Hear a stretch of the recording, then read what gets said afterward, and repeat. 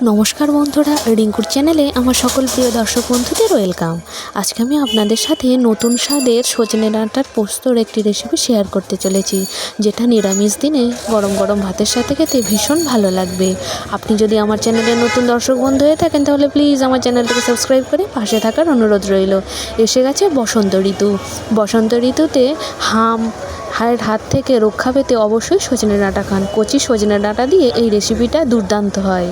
প্রথমেই পোস্তটাকে আমি 5 ঘন্টা ভিজিয়ে রেখেছিলাম। পোস্তটাকে বেটে নেব এবং সজনে ডাঁটা আর আলুগুলোকেও কেটে নিচ্ছি। কচি সজনে ডাঁটাতেই সজনে ডাঁটার পোস্ত ভালো হয়। এখানে কচি সজনে ডাঁটা, আলু, কাঁচা লঙ্কা কেটে নিয়েছি। পোস্তটাকেও একদম মিহি পেস্ট বানিয়ে নিয়েছি।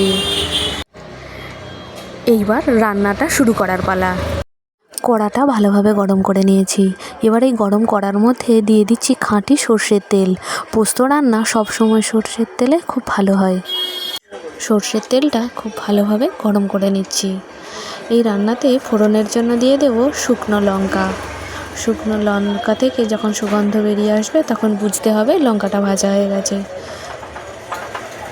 লঙ্কাটা ভাজা হয়ে গেছে। এবার ওর মধ্যে সজনে ডাঁটা এবং আলুটাকে দিয়ে দিলাম। এবার ভালোভাবে নাড়াচাড়া করে নেব। এই পর্যায়ে দিয়ে দিচ্ছি স্বাদ মতো লবণ। ভালোভাবে নাড়াচাড়া করে নেব। এই নিত্য নতুন ঘরোয়া রেসিপিগুলো আপনাদের কেমন লাগছে অবশ্যই কমেন্টের মাধ্যমে আমাকে জানাবেন। ভালো লাগলে আপনাদের প্রিয় বন্ধু বান্ধবদের সাথে শেয়ার করার অনুরোধ রইল। এখন 5 থেকে 6 মিনিট সময় ধরে হাই ফ্লেমে সব কিছুকে নাড়াচাড়া করে নেব।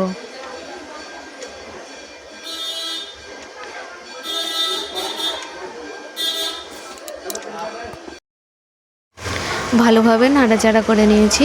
এবার ডাঁটা এবং আলু সেদ্ধ হওয়ার মতো জল দিয়ে দেব।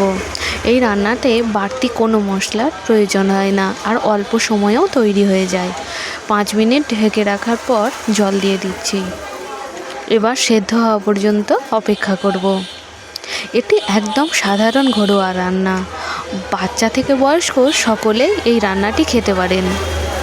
এই সিজনে এই রান্নাটি খাওয়া স্বাস্থ্যের পক্ষে ভীষণ উপকারী।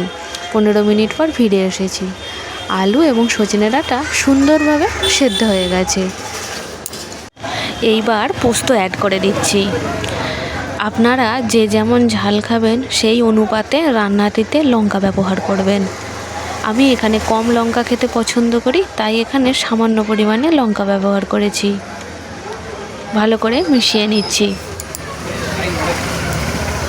5 থেকে 6 মিনিট সময় মতো পোস্তটাকে ফুটিয়ে নেব।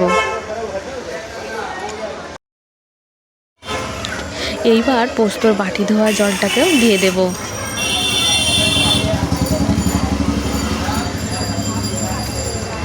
দিয়ে দিলাম পোস্তর বাটি ধোয়া জল। ভালোভাবে মিশিয়ে নিচ্ছি।